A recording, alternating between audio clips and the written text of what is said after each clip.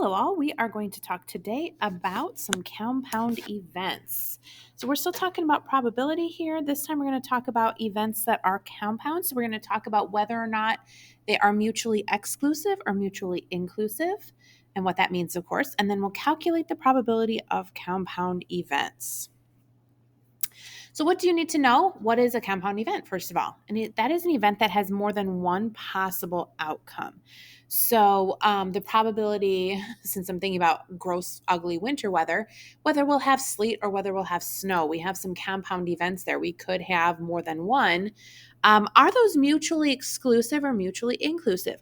Well, mutually exclusive are compound events that cannot happen at the same time.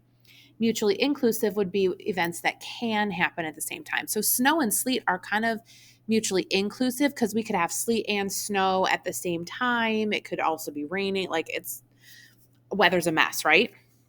Mutually exclusive are two things that cannot happen at the same time. So I cannot wear boots and tennis shoes at the same time.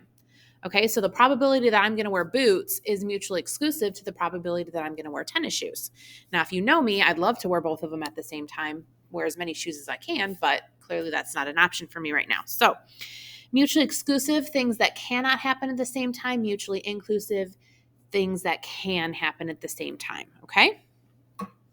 So here's some better examples. Mutually exclusive would be like in a card draw, you cannot draw a king and an ace at the same time, okay? But you can draw a heart and a king at the same time because you could draw the king of hearts. That would be mutually inclusive because we have two outcomes that could happen at the same time versus the king and the ace cannot happen at the same time because you can't have one card that is both an ace and a king, okay? So when two events are mutually exclusive, they have two outcomes that cannot both happen. So which of these would be mutually exclusive? Rolling a 1 or a 2 on a fair die? Well, those are going to be exclusive, right? Because you can't roll a 1 at the same time as you roll a 2 with one die. So that one is going to be mutually exclusive, okay? We'll give that one a check mark. Tossing a coin and getting heads or tails. That's going to be mutually exclusive because you can't get them both at the same time. It's one or the other. Your mom making spaghetti or apple pie for dinner. Now, we're not talking about how likely that is, okay? I would say for me, it's pretty unlikely that my mom is going to make both spaghetti and apple pie for dinner, but it's possible, isn't it? It is possible. So those would not be mutually exclusive events. They would be mutually inclusive. How about being pregnant with twins or triplets? Can you be pregnant with twins and triplets at the same time? No, you cannot. That's called quintuplets, and that's a little bit different and quite honestly kind of scary. Okay, so that is not mutually inclusive. That is mutually exclusive because you cannot do both of these at the same time. It's either or. Drawing a red or a jack from a deck of cards, well, that would be mutually inclusive because you can draw a red jack. You can draw two red jacks, actually, the jack of diamonds and the jack of hearts. So those are mutually inclusive. I hope you're kind of getting the idea of what that means. Mutually exclusive, they cannot happen at the same time, versus mutually inclusive, they could both happen at the same time. When two events are mutually exclusive, we find the probability of each one and then add them together. So for example, if we're looking at this, the probability of drawing aces and kings, and then we would add them together depending on what we're looking for, okay? So what is the probability of rolling a 1 or a 2 on a fair die? Well, the probability of a 1 is a 1 out of 6. And the probability of a 2 is also a 1 out of 6. And then when we add those together, we get 2 out of 6, or 1/3 if we're reducing like we should be, okay? Pretty straightforward. That kind of makes sense. Tossing a coin and getting a heads or tails. Well, you'll have a 100% chance of getting a heads or a tails because you have half of your chances are going to be heads, half of your chances are going to be tails, which gives you a 2 out of 2 or a 1 or a 100% chance of getting heads or tails, okay? What is the probability of rolling a 9 or less than a 3 on a 10-sided die? So let's think about it. A 9 would be a 1 out of 10 chance, right? Less than 3, well, that's 1 and 2. That's a 2 out of 10 chance. So now we're up to a 3 out of 10 chance of either getting a 9 or less than a 3. Drawing a king or an ace from a deck of cards. Well, a king, you have a 4 because there's 4 kings, right? We saw that picture already, out of 52 chance. And aces, you also have a 4 out of 52 chance, which means you have an 8 out of 52 chance of drawing either a king or an ace. And if we reduce that, we want to divide both those by 4, we get a 2 out of 13 chance, okay? Hopefully that kind of makes sense. What's the probability of DDHS's soccer team scoring no goals in Thursday's game is 20%. The probability of their scoring exactly 1 goal is 15%. What's the probability that the soccer team will score no goals or 1 goal? Well, no goals is 20%, 1 goal is 15%. So if we add those together, they have a 35% chance of scoring either 0 or 1 goals, which means they have a 65% chance of scoring a two goals or more, okay? Which is kind of cool if you think about it. Like, that's pretty good. When two events are mutually inclusive, we find the probability of each one, add them together, and subtract any crossover.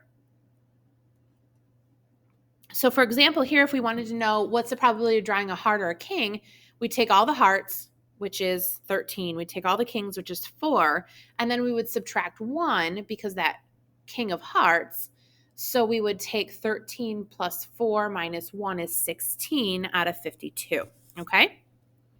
So what is the probability of rolling a 1 or an odd number on a fair die?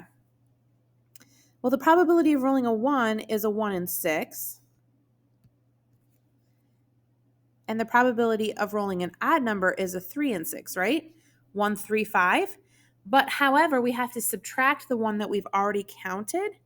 So in reality, that would make this 3 a 2 out of 6, right? Which means we have a 3 out of 6 chance, or 1/2, if that kind of makes sense. So I kind of like to, before I find the probability, just figure out what the crossover is and take it out. So that 1 is already an odd number, and we have 3 odd numbers, so it's going to be 3 out of 6, okay? If you kind of think about this, it makes sense. Don't overthink it too much. This kind of just makes sense as you think through it. Rolling an odd number or a prime number on a 10-sided die. So let's think about all the odd numbers, right? We have 1, 3, 5, 7, 9. All the prime numbers, 2, 3, 5, and 7, okay? Side note, 1 is not a prime number. It is not classified as a prime number. Please don't include it in this list, okay? So as I'm looking this, I see that we have 3, 5, and 7 are crossovers. So I'm just going to cancel those out. I'm going to write what's left. So 1, 2, 3, 4, 5, 6 out of 10, which is a 3 out of 5. So the probability of rolling an odd number or a prime number on a 10-sided die is 3 out of 5. Drawing a face card or a red card from a standard deck. So let's think about how many face cards we have. We have 3 in each suit, right? So we have 12 total. However, 6 of those are red, aren't they? So when we think about all the red cards in the deck, which is 26, let's take away that 6 and make it 20, all right? So 20 plus 12 is going to be 32 out of 52, which of course, if I reduce that, I'm going to divide them both by 4, and I get 8 out of 13. So the probability of drawing a face card or a red card from a standard deck is an 8 out of 13 chance. If 157 of the 306 seniors take math for the trades, and 234 of the 306 seniors take senior comp, and 98 take both, what is the probability that Mackenzie takes math for the trades and senior comp? Now, first of all, we're going to assume that Mackenzie is senior, okay? It doesn't state that here, and it probably should, but we're going to assume that for the interest of this problem. So 157 take math for the trades, and 234 take senior comp, and 98 take both. So we kind of want to know if she's taking math for the trades and senior comp, she would fall into that both category, right? So that would be 98 out of 306. If you kind of think about it that way, just think about, read it, think about what makes sense here, and then you can add or subtract before you find the probability, or find the probability of each one separately and add it or subtract it together. My mind tends to think about the total number first and then to find the probability of it. But however you work is fine, okay? And of course, we should reduce this Let's see, if we divide each of these by 2, we get 49 over 153. I don't know if that's reducible anymore. You feel free to grab your calculator and check that. I'm going to leave it like that, okay? To be fair, we could have even left it as 98 over 306. That would have been fine too. Of the 250 people that adopted from the Humane Society this year, 95 adopted a dog, 130 adopted a cat, and 45 adopted both. What is the probability that Miss Alonso adopted a cat and a dog? So again, this would be talking about that both category, right? So we're looking at these 45. So it'd be 45